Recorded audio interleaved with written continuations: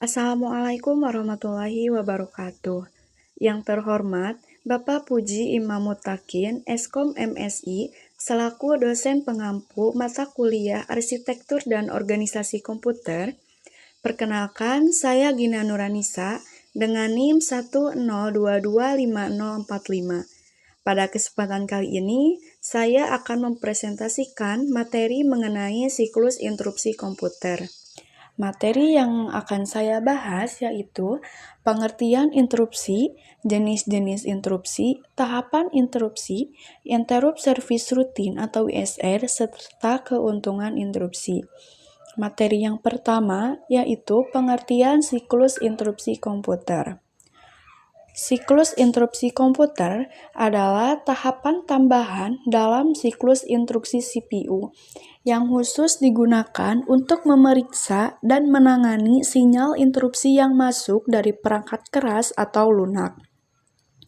Pada akhir setiap eksekusi sebuah instruksi, CPU akan otomatis memeriksa apakah ada sinyal interupsi aktif.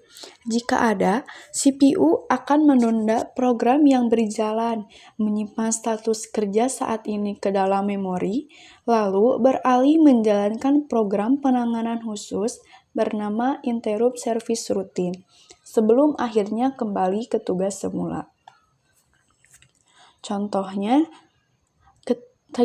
ketika kita sedang mengetik di Microsoft Word, saat menekan huruf A pada keyboard mengirim sinyal interupsi ke CPU.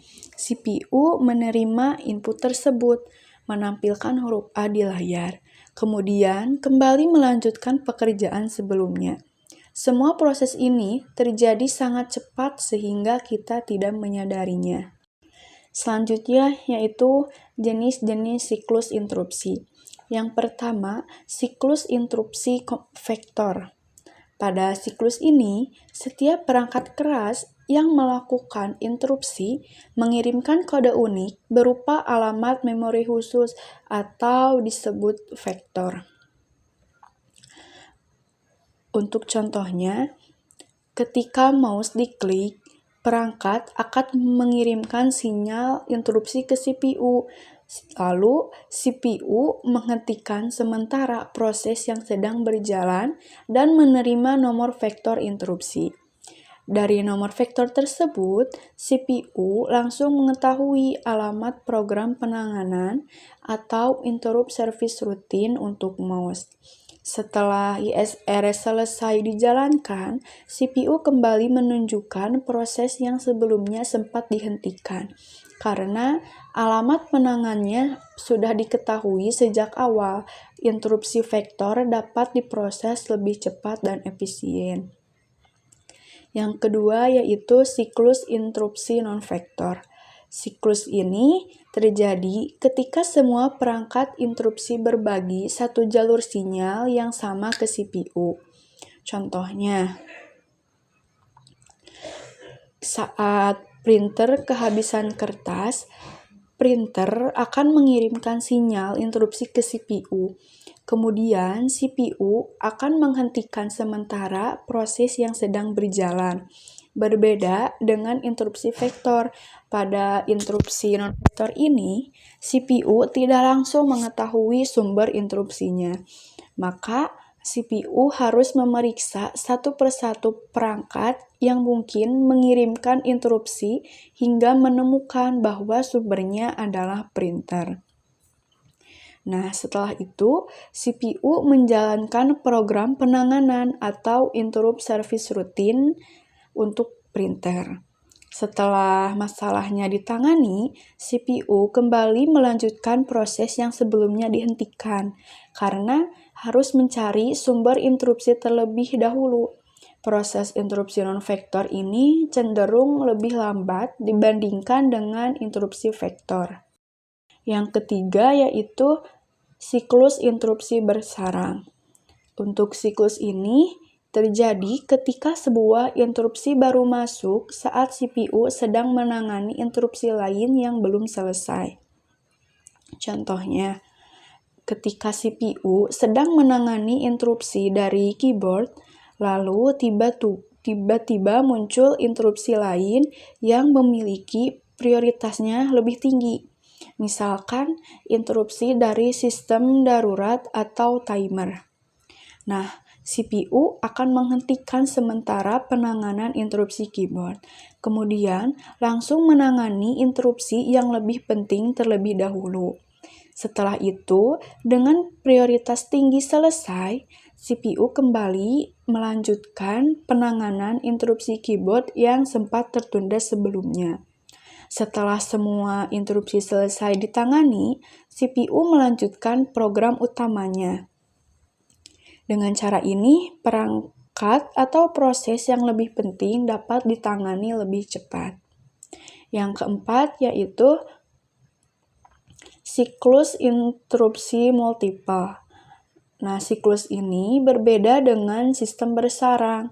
Siklus ini menangani interupsi ganda secara berurutan.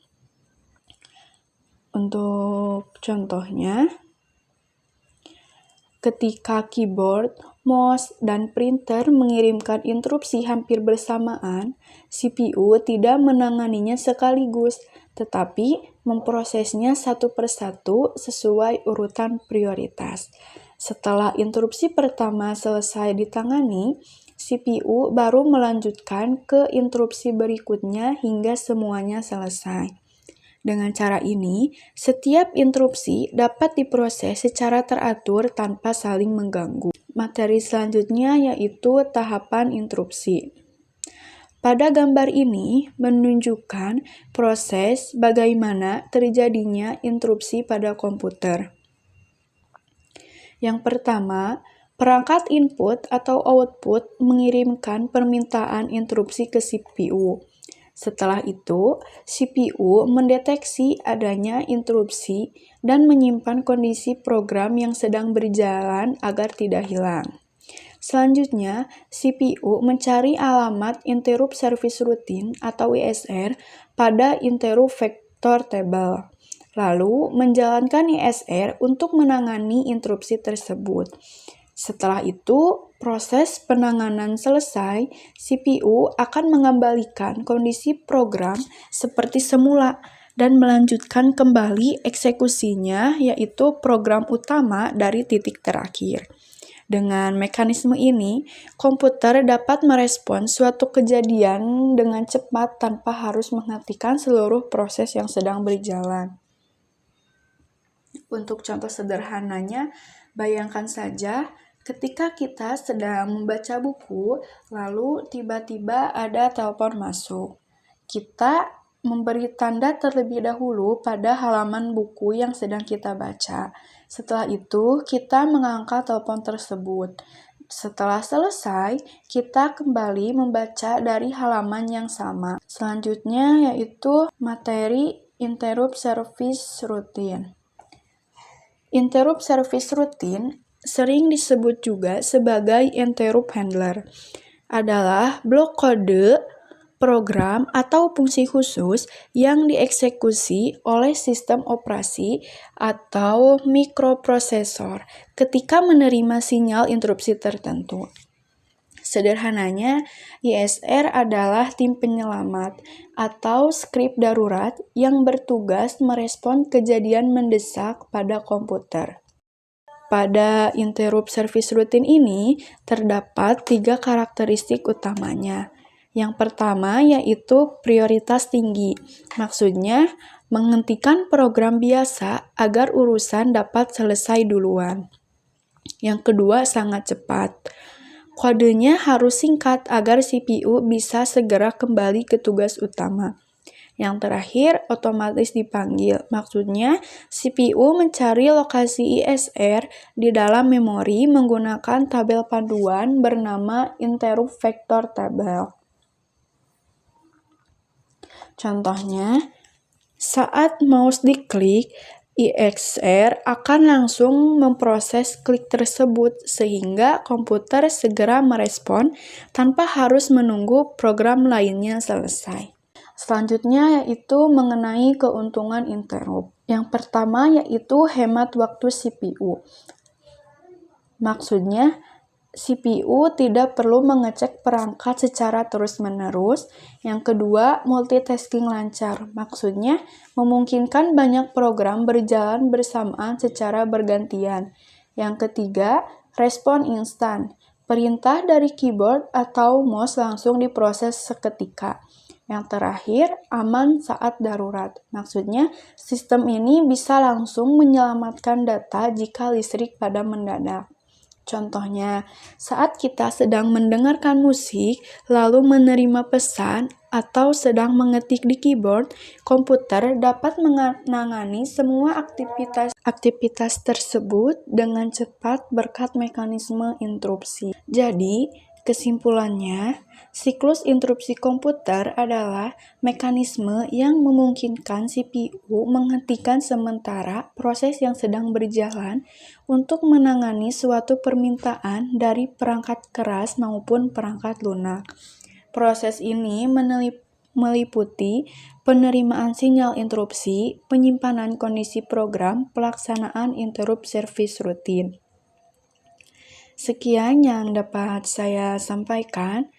Terima kasih atas perhatiannya. Wassalamualaikum warahmatullahi wabarakatuh.